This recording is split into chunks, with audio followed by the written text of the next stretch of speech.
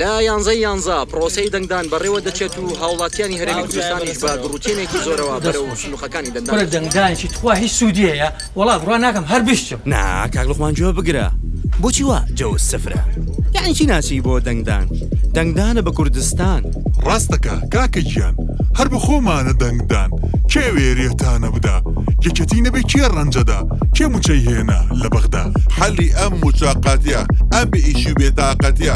ئەم میلەتە برسیە موچە هاتون هات ئەوە چییە؟ ئەنجا خەڵک بۆوە بەلاژیشکە کەواتە حەل چییە؟ یەکێتی تاکە حەلا بۆ مشکیلەی ئەمگەلا یەکێتی و یەکێتی کاک بافڵ سەرۆکێتی وەڵە ڕاستە قساکانیان بەهیوامە بە لوقمانجان بێهیوامە بە لوقمانجان هێشتا ماوێن دێڵ سۆزان بۆ خزمەتی کوردستان بۆ خزمەتی کوردستان هەتا کاک بافڵ مابێ هەتا یەکێتی مابێ سەربەرزکە کاک لوقمان سەربەرزکە کاک لوقمان ئەمینە کوردستان ئەمینە کوردستان. ئەرێ وە کچەکان لەکوێن دەبانیان کە ڕماخۆی ئاوی خەسە کورسات خزمە ڕاستیتان ئەوێ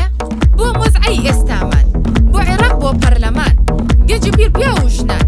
یەکێتیە ئومێدیان کاک بافڵا ڕابەریان لە دانوستان قارەمان لە پەرلەمان پاڵەوان لێزان لە بودجە و موچە کاندیدەکانی ژازان کەواتە حەل چییە؟ یەکێتی تاکە حەلا بۆ مشکیلەی ئەمگەلا یەکێتی و یەکێتی کاک بافڵ سەرۆکێتی کچی نەچی ئەکەن حاجەت انتخابات باسەکەن واز لە حاجەت بێنن باشە ڕای ئێوەش گرنگە دەی وەرن تەرحیکەن گوێمان لێیە دایەکیان ئێمەش هاتین بۆیان ئەرێ ئێواڵێن چی کچینە یەکێتی تاکە حەلا بۆ مشکیلەی ئەمگەلا یەکێتی و یەکێتی کاک بافڵ سەرۆکێتی کاکەزانی چیان کرد زوڵمیان نێش دەستیان خۆش بێ دزیان نێش دەستیان خۆش بێ میکرۆب و فشەکەریان نێش دەستیان خۆش بێ ترسیان نێش دەستیان خۆش بێ پشتیان نەگرین دەستمان خۆش بێ دەنگیان پێین دەستمان خۆش بێ یەکەمی شەبین دەستمان خۆش بێ دەستمان خۆش بێ دەستمان خۆش بێ وەڵڵاهی ڕاستەکەن هەروایە یەکێتی تاکە حەلا.